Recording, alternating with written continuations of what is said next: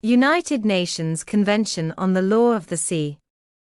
Article 242, Promotion of International Cooperation. 1.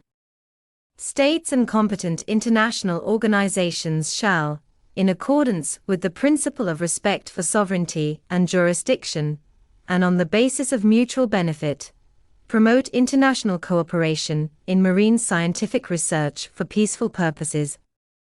2. In this context, without prejudice to the rights and duties of states under this convention, a state, in the application of this part, shall provide, as appropriate, other states with a reasonable opportunity to obtain from it, or with its cooperation, information necessary to prevent and control damage to the health and safety of persons and to the marine environment.